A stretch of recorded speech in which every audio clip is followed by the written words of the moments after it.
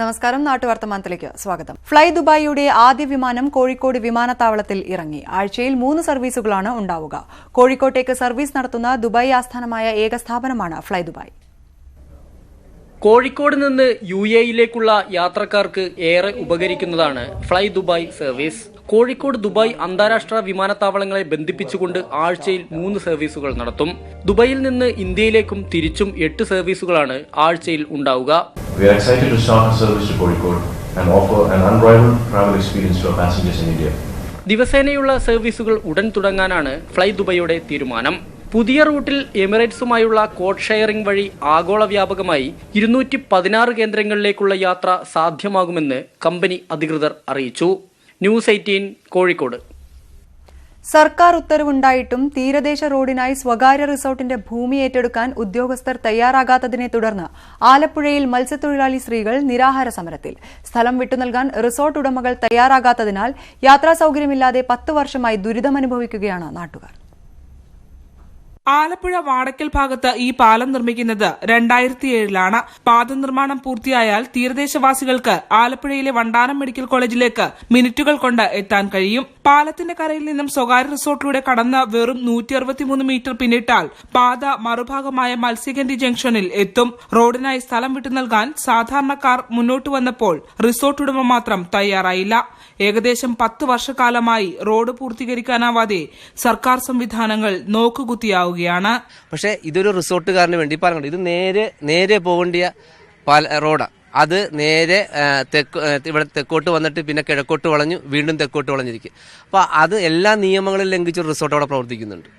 ആ റിസോർട്ടിനെ സംരക്ഷിക്കാൻ വേണ്ടിയാണ് അലൈൻമെന്റിൽ പോലും അതിൽ PWD രാഷ്ട്രീയ ഉദ്യോഗസ്ഥ കൂട്ടുകെട്ടിട്ടുണ്ട്. വലിയ അഴിമതി നടന്നിട്ടുണ്ട്. അതിൽ റിസോർട്ടിന്റെ സ്ഥലം ഏറ്റെടുത്ത് പാത നിർമ്മാണം പൂർത്തിയാക്കാനായുള്ള സർക്കാർ ഉത്തരവാണിത്. 2015 പുറപ്പെടുവിച്ച ഉത്തരവിൽ ബാക്കി ഭാഗത്തെ നിർമ്മാണത്തിനായി 43 ലക്ഷം രൂപ അനുവദിച്ചിട്ടുമുണ്ട്.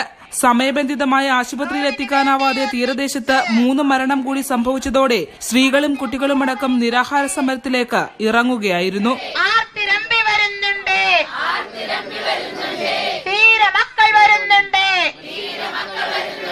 പാത പൂർത്തിയാകുന്നതുവരെ വഴിതടയലും വോട്ട് ബഹിഷ്കരണവും ഉണ്ടാകും.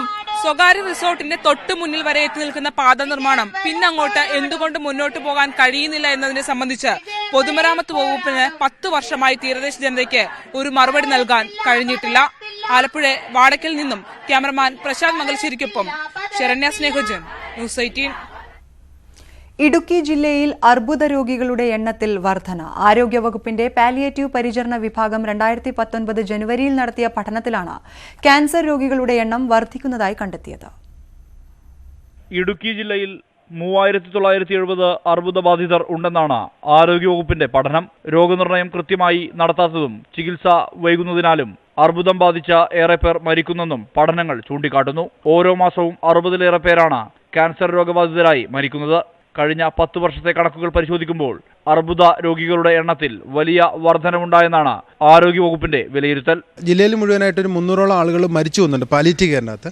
അതിലൊരു പഞ്ചായത്ത് ആവറേജ് നോക്കിക്കഴിഞ്ഞ് കഴിഞ്ഞാൽ 4-5 ആളുകൾ ഒരു പഞ്ചായത്തിൽ ഒരു മാസം മരിച്ചു പോകുന്നുണ്ട്. ഈ മരിച്ചു പോകുന്ന എണ്ണത്തിനകത്ത് 1-2 പേഷ്യൻസ് ക്യാൻസർ രോഗികളാണ്. അങ്ങനെ നോക്കിയാൽ ഏകദേശം ഒരു 60-നും 70-നും ഇടയ്ക്കുള്ള രോഗികൾ ക്യാൻസർ ബാധിച്ച് നമ്മുടെ ജില്ലയിൽ ഒരു മാസം മരിച്ചു പോകുന്നുണ്ട്. അപ്പോൾ ഏകദേശം 600-ൽ പരം ആളുകൾ ഒരു മാസം നമ്മുടെ ജില്ലയിൽ ക്യാൻസർ വന്ന് മരിച്ചു പോവുകയും 1200-ൽ പരം ആളുകൾ ഒരു വർഷം പുതിയതായിട്ട് നമ്മുടെ ജില്ലയിലേക്ക് ക്യാൻസറായിട്ട് രജിസ്റ്റർ ചെയ്യപ്പെടുകയും ചെയ്യുന്നുണ്ട്. ജീവിതശൈലി രോഗങ്ങൾ കൃത്യമായി കണ്ടെത്തി ചികിത്സ നൽകാത്തത്, കീടനാശിനി പ്രയോഗം, പുകയില ഉപയോഗം എന്നിവയൊക്കെ അർബുദത്തിന് കാരണങ്ങളായി ചൂണ്ടിക്കാട്ടുന്നു. ഇടുക്കി ജില്ലയെ സംബന്ധിച്ച ചികിത്സാ സൗകര്യങ്ങളുടെ അപര്യാപ്തത വെല്ലുവിളിയാണ്. തൊടുപുഴ ജില്ലാ ആശുപത്രിയിൽ കീമോതെറാപ്പി സൗകര്യം തുടങ്ങിയതൊഴിച്ചാൽ ചികിത്സയ്ക്ക് മറ്റു ജില്ലകളെ ആശ്രയിക്കേണ്ട സ്ഥിതിയാണ്. രോഗം വ്യാപിക്കുന്ന സാഹചര്യത്തിൽ റോഡ് ഷോ, സെമിനാറുകൾ, ഫോൺ-ഇൻ പ്രോഗ്രാം എന്നിവയിലൂടെ ജനങ്ങളിൽ കൂടുതൽ അവബോധം സൃഷ്ടിക്കാൻ നടപടികളുമായി ആരോഗ്യവകുപ്പ് രംഗത്തിറങ്ങിയിട്ടുണ്ട്. ന്യൂസ് 18 തൊടുപുഴ.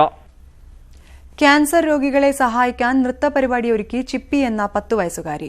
ലോക ക്യാൻസർ ദിനത്തോടനുബന്ധിച്ച് കൊല്ലം വടക്കുംതല SVPM ഹൈസ്കൂളിലാണ് പരിപാടി സംഘടിപ്പിച്ചത്. നിറവ് ചാരിറ്റബിൾ സൊസൈറ്റിയുടെയും സ്കൂൾ റെഡ് ക്രോസ് സൊസൈറ്റിയുടെയും സംയുക്താഭിമുഖ്യത്തിലായിരുന്നു പരിപാടി.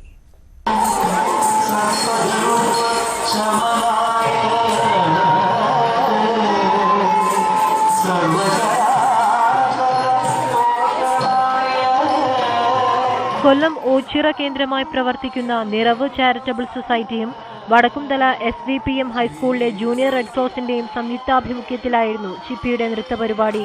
ചെറിയ പ്രായത്തിനുള്ളിൽ 156ാമത് വേദിയിലാണ് ചിപ്പിയുടെ നൃത്തം അരങ്ങേറിയത്.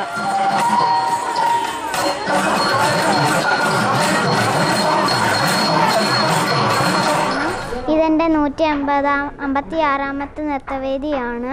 ഇതിൽ നിന്ന് ലഭിച്ച തുക ഞാൻ ഓച്ചിറയിലുള്ള പുഷ്കരൻ എന്ന് പറഞ്ഞ ഒരു മാമനാണ് കൊടുത്തത്. സ്കൂളിലെ വിദ്യാർത്ഥികൾ സമാഹരിച്ച് ചിപ്പിക്ക് നൽകിയ 35,000 രൂപ സ്കൂളിൽ നടന്ന ചടങ്ങിൽ ക്യാൻസർ ബാധിതനായ ഓച്ചിറ സ്വദേശി പുഷ്കരന്റെ ബന്ധുക്കൾക്ക് കൈമാറി. 35,000 രൂപയോളം കളക്ട് ചെയ്ത ആ തുക കുമാരി ചിപ്പി 156ാം വേദിയാണ് ഇന്ന് വടക്കുംതല സ്കൂളിൽ അരങ്ങേറിയത്. ഈ പരിപാടിയിലൂടെ ലഭിക്കുന്ന ഈ തുക ആ വേദിയിൽ വെച്ച് തന്നെ ഇത്തരത്തിൽ അർഹതപ്പെട്ട നിർധനരായ കുടുംബങ്ങൾക്ക് കൈമാറുന്ന ചടങ്ങ് കൂടിയാണ് ഇന്നിവിടെ നടന്നത്. നൃത്തവേദികളിൽ നിന്ന് കിട്ടുന്ന വരുമാനം നിർധനരായ ക്യാൻസർ രോഗികൾക്ക് നൽകി ചിപ്പി നേരത്തെയും ശ്രദ്ധേയായിരുന്നു. നിരാലംബർക്ക് സഹായം നൽകുമ്പോൾ സ്വന്തമായി കിടപ്പാടമില്ലാതിരുന്ന ചിപ്പിയുടെ ജീവിതം ന്യൂസ് 18 നേരത്തെ സംരക്ഷണം ചെയ്തിരുന്നു. വാർത്ത ശ്രദ്ധയിൽപ്പെട്ട യൂത്ത് കോൺഗ്രസ് പ്രവർത്തകർ ചിപ്പിക്ക് വീടൊരുക്കി നൽകിയിരുന്നു. ന്യൂസ് 18 കൊല്ലം. ഇടുക്കി മെഡിക്കൽ കോളേജിൽ ഔട്ട് പേഷ്യന്റ് വിഭാഗം പരിശോധനയും ചികിത്സയും ആരംഭിച്ചു. ജനറൽ മെഡിസിൻ, സർജറി എന്നീ വിഭാഗങ്ങളിലാണ് OP തുടങ്ങിയത്. കെട്ടിടവും മറ്റ് അടിസ്ഥാന സൗകര്യങ്ങളുടെ അഭാവവും മൂലം ഇടുക്കി മെഡിക്കൽ കോളേജിൽ ഇതേവരെ OP വിഭാഗം പ്രവർത്തനം ആരംഭിക്കാൻ കഴിഞ്ഞിരുന്നില്ല. 2 വർഷത്തെ ക്ലാസുകൾ നടന്നിരുന്നുവെങ്കിലും വേണ്ടത്ര സൗകര്യം ഇല്ലാത്തതിനാൽ 2ാം വർഷത്തെ വിദ്യാർത്ഥികളെ ഇവിടെ നിന്നും മറ്റു മെഡിക്കൽ കോളേജുകളിലേക്ക് മാറ്റി. പിന്നീട് 59 കോടി രൂപ ചിലവിട്ട് അക്കാദമിക് ബ്ലോക്കിന്റെ നിർമ്മാണം ആരംഭിച്ചു. കെട്ടിടത്തിന്റെ നിർമ്മാണം അവസാന ഘട്ടത്തിൽ എത്തിയ സാഹചര്യത്തിലാണ് ഔട്ട് പേഷ്യൻസ് വിഭാഗത്തിൽ ചികിത്സ ആരംഭിച്ചതെന്ന് ഇടുക്കി MP ജോയ്സ് ജോർജ് പറഞ്ഞു. 29 പേർ നേരത്തെ തന്നെ DHSന്റെ കീഴിൽ പ്രവർത്തിച്ചിരുന്ന ആളുകളെ മെഡിക്കൽ സർവീസിലേക്ക് മാറ്റിക്കൊണ്ട് ഗവൺമെന്റ് ഉത്തരവിട്ടുണ്ട്. ബാക്കിയുള്ളവരെ ഡയറക്ടർ ഓഫ് മെഡിക്കൽ എഡ്യൂക്കേഷനിൽ നിന്ന് ചുമതലപ്പെടുത്തി. ഇപ്പോൾ ഡയറക്ടർ ഓഫ് മെഡിക്കൽ എഡ്യൂക്കേഷന്റെ ഭാഗമായിട്ടുള്ള ഡോക്ടേഴ്സ് കൂടി വന്നുകൊണ്ട് മെഡിക്കൽ കോളേജിൻ്റെതായിട്ടുള്ള ഇതുവരെയുള്ള ജില്ലാ ആശുപത്രി എന്ന നിലയിലാണ് പ്രവർത്തിക്കുന്നത്. മെഡിക്കൽ കോളേജിൻ്റെതായിട്ടുള്ള OP ഇന്ന് ആരംഭിച്ചിട്ടുണ്ട്. ബാക്കിയുള്ള ഇന്ന് 10ഓളം ഡോക്ടർമാർ പുതിയതായി വന്ന് ചുമതലയുണ്ട്. ബാക്കിയുള്ള ഡോക്ടർമാർ ഏറ്റവും അടുത്ത ദിവസം തന്നെ വന്ന് ചുമതലയുണ്ട്. ഇടുക്കി മെഡിക്കൽ കോളേജിന്റെ പ്രവർത്തനം കാലങ്ങളായി മന്ദഗതിയിലാണെന്ന ആക്ഷേപം നിലനിൽക്കുമ്പോഴാണ് വിവിധ വിഭാഗങ്ങളിലായി 10ഓളം ഡോക്ടർമാരുടെ നേതൃത്വത്തിൽ OP വിഭാഗം പ്രവർത്തനം തുടങ്ങിയത്. ന്യൂസ് 18 ഇടുക്കി. പട്ടാമ്പി ഓങ്ങല്ലൂർ കാരക്കാട് വാടാനംകുറിശി റോഡിന്റെ റബ്ബറൈസിംഗ് പ്രവൃത്തികൾ ആരംഭിച്ചു. ആധുനിക രീതിയിൽ നിർമ്മിക്കുന്ന റോഡിന്റെ നിർമ്മാണം മാർച്ച് ആദ്യവാരത്തിൽ കഴിയുമെന്നാണ് പ്രതീക്ഷ. മണ്ഡലത്തിൽ ആദ്യമായാണ് ഗ്രാമപ്രദേശത്തു കൂടി BM&BC പാത നിർമ്മിക്കുന്നത്. പട്ടാമ്പിക്കടുത്ത് ഓങ്ങല്ലൂർ പഞ്ചായത്തിലെ കാരക്കാട്ടുള്ളവരുടെ നീണ്ടകാലത്തെ ആവശ്യമാണ് നടപ്പാകുന്നത്. വാടാനംകുറിശിയിലെ ഉൾപ്രദേശങ്ങളിലേക്കും ഓങ്ങല്ലൂരിൽ കാരക്കാട്ട് പ്രദേശത്തേക്കും ബസ്സുകളില്ലാത്തതിനാൽ ഓട്ടോറിക്ഷയിലും ജീപ്പിലുമൊക്കെയാണ് ആളുകൾ യാത്ര ചെയ്യുന്നത്. ഓങ്ങല്ലൂർ കാരക്കാട് വാടാനംകുറിശി റോഡിന്റെ പ്രവൃത്തി നല്ല രീതിയിലാണ് പുരോഗമിക്കുന്നത്. 6 കോടി ബഡ്ജറ്റിൽ വകയിരുത്തിക്കൊണ്ട് വർക്ക് ആരംഭിച്ചതാണ്. ഇത് വളരെ നല്ല രീതിയിൽ മുമ്പുണ്ടായിരുന്ന വീതിയുടെ ഇരട്ടിയിലധികം വീതി ആയിട്ടുമാണ് ഈ റോഡ് വരുന്നത്. ഓങ്ങല്ലൂരിൽ നിന്നും കാരക്കാട്ട് വഴി വാടാനംകുറിശിയിലേക്കാണ് ആധുനിക രീതിയിൽ റോഡ് നിർമ്മിക്കുന്നത്. കഴിഞ്ഞ ബജറ്റിൽ വകയിരുത്തി 6 കോടി രൂപ ചെലവിട്ടാണ് BM&BC റബ്ബറൈസ്ഡ് റോഡ് നിർമ്മിക്കുന്നത്. ഇതിന്റെ ആദ്യഘട്ടമായ BMന്റെ പ്രവൃത്തി തുടങ്ങി. പഴയ റോഡിനേക്കാളും വീതി കൂട്ടിയാണ് പുതിയ റോഡ് നിർമ്മിക്കുന്നത്. ഓങ്ങല്ലൂർ സെന്ററിൽ നിന്നാണ് പണി ആരംഭിച്ചത്. പാതിയിൽ ആവശ്യമായ മെറ്റലിങ്ങും കരിങ്കുകളുടെ നിർമ്മാണവും നേരത്തെ തന്നെ പൂർത്തിയാക്കിയിരുന്നു. 8 കിലോമീറ്റർ വരുന്ന പാതയുടെ നിർമ്മാണം ഈ മാസം അവസാനത്തോടെ പൂർത്തിയാകും. സിഗ്നൽ സ്ഥാപിക്കൽ കൂടി പൂർത്തിയാക്കി മാർച്ച് ആദ്യവാരം തുറന്നുകൊടുക്കാനാണ് ലക്ഷ്യം. ന്യൂസ് 18 പട്ടാമ്പി. സ്വന്തമായി വൈദ്യുതി ഉൽപ്പാദിപ്പിച്ചും വിതരണം ചെയ്തും മാതൃകയാവുകയാണ് പട്ടാമ്പി ബ്ലോക്ക് പഞ്ചായത്ത്. ദിനം പ്രതി 40 യൂണിറ്റ് വൈദ്യുതിയാണ് ഉൽപ്പാദിപ്പിക്കുന്നത്. ഉൽപ്പാദിപ്പിക്കുന്ന വൈദ്യുതി KSEBക്ക് നൽകി വരുമാനമുണ്ടാക്കാനും പദ്ധതിയുണ്ട്. പട്ടാമ്പി ബ്ലോക്ക് പഞ്ചായത്ത് വാർഷിക പദ്ധതിയിൽ ഉൾപ്പെടുത്തിയാണ് സൗരോർജ്ജ നിർമ്മാണ യൂണിറ്റ് ആരംഭിച്ചത്. ബ്ലോക്ക് പഞ്ചായത്തിലെ ഉപയോഗത്തിനാവശ്യമായ വൈദ്യുതി സ്വയം ഉൽപ്പാദിപ്പിക്കാനും ബാക്കി വരുന്നത് KSEBക്ക് നൽകി ബ്ലോക്ക് പഞ്ചായത്തിന്റെ ചിലവ് കുറയ്ക്കാനും ലക്ഷ്യമിട്ടാണ് പദ്ധതി. 8.9 ലക്ഷം രൂപ ചിലവഴിച്ച് പൂർത്തിയാക്കിയ സോളാർ വൈദ്യുതി ഉൽപാദന പദ്ധതി മറ്റ് തദ്ദേശ സ്ഥാപനങ്ങൾക്കും മാതൃകയാണ്. ചെറിയ വിലക്ക് ഇതിൽ മിച്ചം വരുന്ന വൈദ്യുതി KSEBക്ക് വാങ്ങിക്കാനും സാധിക്കും.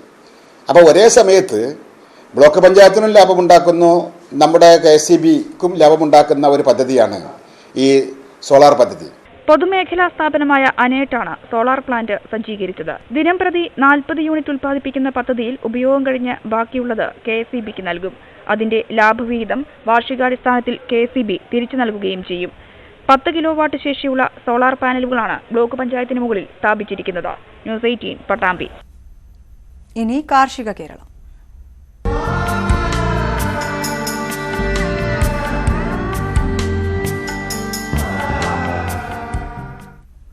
തരിശുനിലത്തിൽ 100 മേനി വിളയിച്ച് പെരിന്തൽമണ്ണ നഗരസഭ. 20 വർഷത്തോളം തരിശായി കിടന്ന കരിങ്കര പാടശേഖരത്തിലായിരുന്നു പെരിന്തൽമണ്ണ നഗരസഭയുടെ കൃഷി. നഗരസഭയുടെ ജീവനം പദ്ധതിയുടെ ഭാഗമായാണ് കൃഷി. കരിങ്കര പാടശേഖരത്തിന് ഇത് പുതുജന്മം. പാഴ്ഭൂമിയിൽ നഗരസഭയുടെ പിന്തുണയോടെ കർഷകർ നേരിട്ടാണ് കൃഷി ഇറക്കിയത്. നഗരസഭയും സർക്കാരും ചേർന്ന് 50 ലക്ഷം രൂപ കൃഷിക്കായി സഹായവും നൽകി. കൊയ്ത്തുത്സവം നഗരസഭാ ചെയർമാൻ എം മുഹമ്മദ് സലീം ഉദ്ഘാടനം ചെയ്തു. ഇപ്പോൾ സ്വന്തമായി കർഷകർ ഏറ്റെടുക്കുന്ന സാഹചര്യം വന്നു. അത് വളരെ ആഹ്ലാദകരമായിട്ടൊരു കാര്യമാണ്. കാരണം അത് ഏതെങ്കിലും ഒരു പദ്ധതിയുടെ കീഴിൽ മാത്രം പോകേണ്ടതല്ല, കർഷകർ അത് ഏറ്റെടുക്കണം.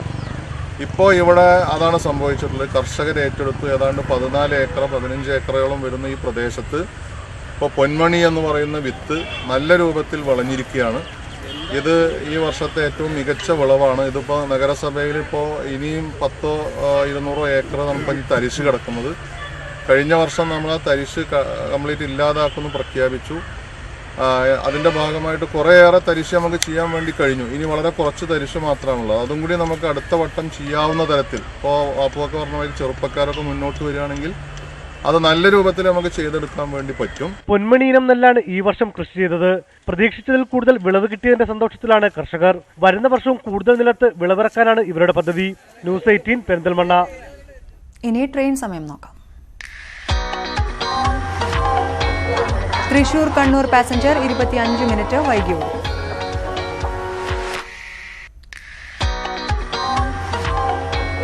മംഗള ലക്ഷദ്വീപ് എക്സ്പ്രസ് 41 മിനിറ്റ് വൈകി ഓടും.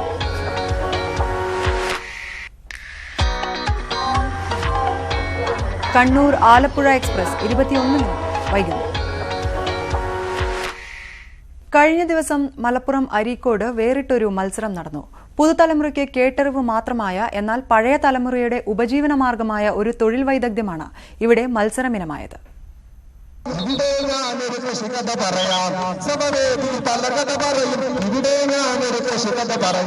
മത്സരിച്ച് ഓലമടയുകയാണ് ബീവാത്തുമ്മയും ആമിനയും വിലാസിനിയുമൊക്കെ. ഒരു കാലത്തെ ജീവനോപാധി മറ്റൊരു കാലത്ത് മത്സര ഇനമാകുമെന്ന് ഇവരാരും ഒരിക്കൽ പോലും കരുതി കാണില്ല. 1 മണിക്കൂറാണ് സമയം. 3 തടുക്കുകൾ ഈ സമയം കൊണ്ട് മെടഞ്ഞു തീർക്കണം.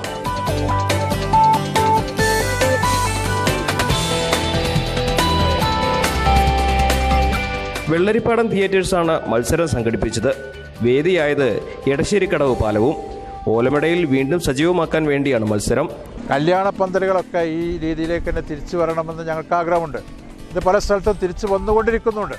ചില കല്യാണ പന്തലുകളൊക്കെ ഈ ഓല ഉപയോഗിച്ചിട്ട് ഇപ്പോഴും നടന്നുകൊണ്ടിരിക്കുന്നുണ്ട്. അപ്പോൾ ഇവിടെ ഇത്രയും 100 ചില്ലാനം ആളുകൾ ഇവിടെ ഈ ജോലി അറിയുന്നവരുണ്ട് എന്ന് തെളിയിക്കുകയായിരുന്നു ഞങ്ങളുടെ ഏറ്റവും വലിയ ഒരു ഉദ്ദേശം. ആദ്യം മടിച്ചു നിന്ന സ്ത്രീകൾ സമ്മാനം കിട്ടും എന്നറിഞ്ഞപ്പോൾ ഒരു കൈ നോക്കാൻ തീരുമാനിച്ചു.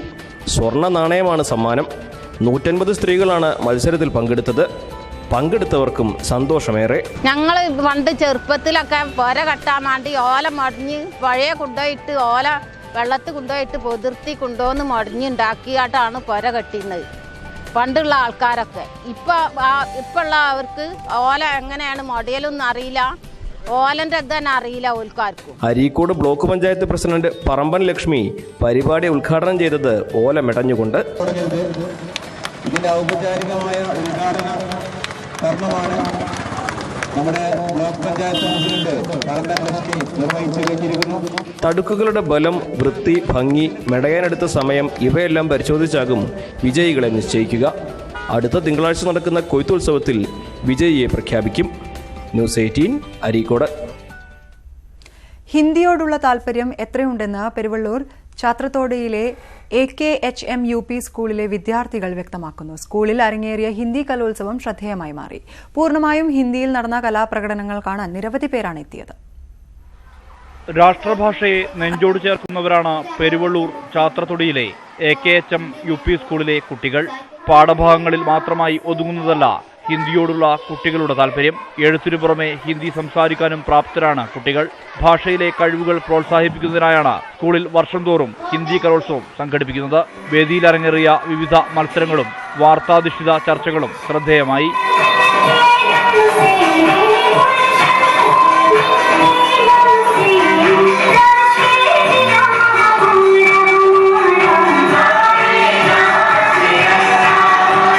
ഹിന്ദി ഗാനങ്ങൾക്കൊപ്പം ചുവടുവെച്ചും ഗാനങ്ങൾ ആലപിച്ചും സ്കിറ്റുകൾ അവതരിപ്പിച്ചുമായിരുന്നു സ്കൂൾ കലോത്സവം. കുട്ടികളുടെ അഭിരുചിക്കൊത്ത് ഹിന്ദിയെ പരിചയപ്പെടുത്താനായതോടെ സ്കൂളിൽ ഇംഗ്ലീഷ് കലോത്സവം നടത്താനൊരുങ്ങുകയാണ് അധ്യാപകർ. കുട്ടികളെ ആദ്യം തന്നെ ഹിന്ദി ഭാഷ ഇഷ്ടപ്പെടുത്തുക, അവരുടെ മനസ്സിന്റെ ഉള്ളിലേക്ക് കയറ്റുക എന്നുള്ള ഒരു തന്ത്രപരമായ ഒരു ഐഡിയ രൂപത്തിലാണ് കുട്ടികളെ നമ്മൾ ഹിന്ദി ഭാഷ എത്രയും അനായാസമായി കൈകാര്യം ചെയ്യാൻ വേണ്ടി നമ്മൾ പ്രാപ്തരാക്കുന്നത്. എല്ലാ വർഷവും ഇത്തരത്തിലുള്ള, ഇപ്പോൾ ഈ വർഷം നടക്കുന്നത് ഉജിയാര ഉന്നീസ് എന്നുള്ള, ഉജിയാര ഉന്നീസ് എന്ന് പറഞ്ഞാൽ മികവുള്ള അല്ലെങ്കിൽ ശോഭയുള്ള 2019 എന്നാണ് അതിൻ്റെ അർത്ഥം വെക്കുന്നത്. കഴിഞ്ഞ വർഷം ഇതേപോലെ ജാഗരൺ എന്നുള്ള രൂപത്തിൽ കൊടുത്തു. അതിൻ്റെ മുന്നേ മറ്റൊരു പേരിൽ വേറെ പരിപാടി കൊടുത്തു. എല്ലാ വർഷവും കുട്ടികൾക്ക് വേണ്ടി ഇത്തരത്തിലുള്ള അവസരങ്ങൾ സൃഷ്ടിച്ച് കൊടുക്കാറുണ്ട്. കാരണം അവരുടെ കഴിവുകൾ പുറത്തേക്ക് കൊണ്ടുവരാനുള്ള ഒരു സാഹചര്യം നമ്മൾ ഒരുക്കി കൊടുക്കാറുണ്ട്. കലോത്സവം സ്കൂൾ മാനേജർ കോയക്കുട്ടി ഹാജി ഉദ്ഘാടനം ചെയ്തു. ഹിന്ദി സ്റ്റേറ്റ് അക്കാദമിക് കോർഡിനേറ്റർ വാഹിദ് Valanchery, Vinod Perinthalmanna, headmaster Abdul Salam, ward member Priyalatha തുടങ്ങിയവർ പങ്കെടുത്തു. ന്യൂസ് 18 കൊണ്ടോട്ടി.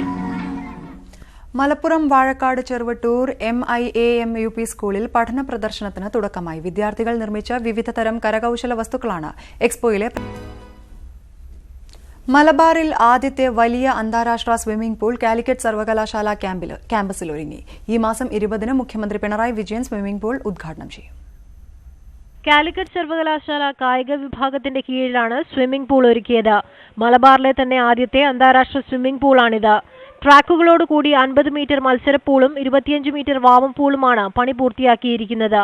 ഇതിന് 5.5 കോടി രൂപയാണ് നിർമ്മാണ ചെലവ്.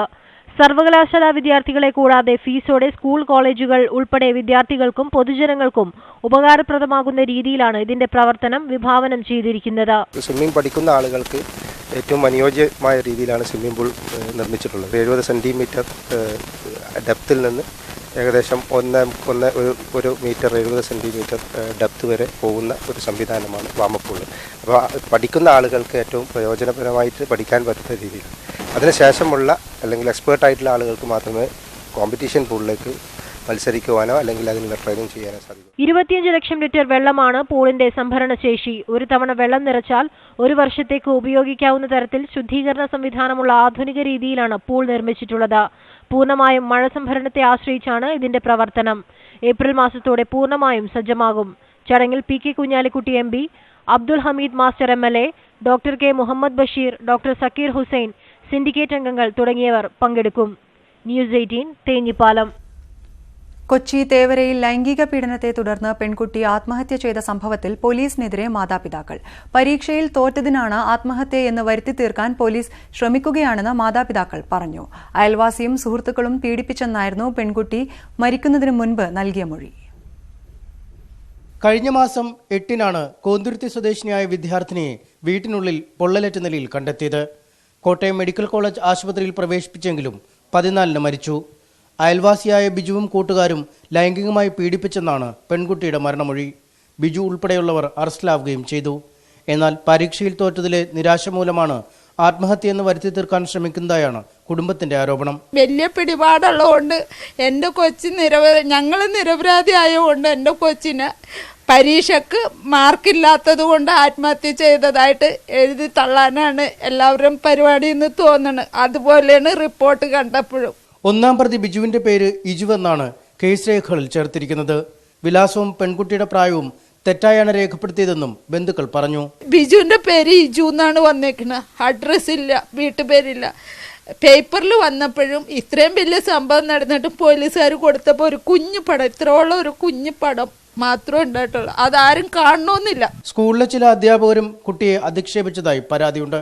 ബാസ്കറ്റ്ബോൾ താരമായിരുന്ന പെൺകുട്ടി കോട്ടയത്ത് സംസ്ഥാന സ്കൂൾ കായികമേളയിലും പങ്കെടുത്തിരുന്നു. ന്യൂസ് 18 കൊച്ചി. പാട്ടുപാടാനും ഡാൻസ് കളിക്കാനുമെല്ലാം കുട്ടികൾക്കിനി പോലീസ് സ്റ്റേഷനിലേക്ക് ചെല്ലാം. ശിശുസൗഹൃദ അന്തരീക്ഷം ഒരുക്കി എറണാകുളം ജില്ലയിലെ 2ാമത്തെ പോലീസ് സ്റ്റേഷൻ ഉദ്ഘാടനം ചെയ്തു. വിശ്രമത്തിനും വിനോദത്തിനുമായി മികച്ച സൗകര്യങ്ങളാണ് സ്ത്രീകൾക്കും കുട്ടികൾക്കുമായി ഇവിടെ ഒരുക്കിയിരിക്കുന്നത്. ഇന്നത്തെ കളിയും പാട്ടുമെല്ലാം ഇവിടെയാണ്. ഇനി വീട്ടിലെത്തിയിട്ട് വേണം ചുവരിൽ കണ്ട മൗഗ്ലിയെയും ബാലുകരടിയെയും മിക്കി മൗസിനെ കുറിച്ചുമെല്ലാം പറഞ്ഞു കൊടുക്കാൻ. എറണാകുളം നോർത്ത് പോലീസ് സ്റ്റേഷൻ മേൽവിലാസം മാറ്റിയെഴുതുകയാണ്. കളിയും പാട്ടും ഡാൻസുമെല്ലാമായി കുട്ടികൾക്കിനി ഇവിടെ ഉല്ലസിക്കാം. കളിക്കാൻ ചെസ്സും ക്യാരംസും ടേബിൾ ടെന്നീസുമെല്ലാമുണ്ട്. സ്ത്രീകൾക്കും കുട്ടികൾക്കുമായി ശീതീകരിച്ച വിശ്രമമുറി, പിഞ്ചു കുട്ടികൾക്കായുള്ള തൊട്ടിൽ എല്ലാമുണ്ട്. കൊച്ചി റേഞ്ച് ഐജി വിജയ് സാക്കറെ ജില്ലയിലെ രണ്ടാമത്തെ ശിശു സൗഹൃദ പോലീസ് സ്റ്റേഷൻ ഉദ്ഘാടനം ചെയ്തു. ചൈൽഡ് പോലീസ് വെൻട്രി പോലീസ് സ്റ്റേഷനിൻ്റെ ഒബ്ജക്റ്റീവാണ് കുട്ടികൾ ഇങ്ങോട്ട് വന്നിട്ട് അതിൻ്റെ റൂൾസ് എന്താണ്, ലോ എന്താണ്, ശരി, ഡിസിപ്ലിൻ, റെജിമെൻറ്റേഷൻ, പിന്നെ ഐഡിയൽ സിറ്റിസൺ എങ്ങനെ ഉണ്ടാവാൻ പറ്റും, അതെല്ലാം പഠിക്കും. ശിശു സംരക്ഷണ നിയമങ്ങളെക്കുറിച്ച് അറിയുന്നതിനും കുട്ടികൾക്കും മുതിർന്നവർക്കുമുള്ള കൗൺസിലിംഗ് സെന്ററുകൾ എന്നിവയും നോർത്ത് പോലീസ് സ്റ്റേഷനിലുണ്ട്. സംസ്ഥാന സർക്കാരിന്റെ സാമ്പത്തിക സഹായത്തോടെ ആരംഭിച്ച പദ്ധതിയുടെ ലക്ഷ്യം ജനമൈത്രി പോലീസിന്റെ പ്രവർത്തനങ്ങൾ കൂടുതൽ ജനകീയമാക്കുക എന്നതാണ്. കൊച്ചിയിൽ നടന്ന ചടങ്ങിൽ city police commissioner MP Dinesh, DCP Himendranath, ACP Lalji തുടങ്ങിയവർ പങ്കെടുത്തു. ന്യൂസ് 18 കൊച്ചി. നാട്ടുവർത്തമാനം പൂർണ്ണമാകുന്നു. നമസ്കാരം.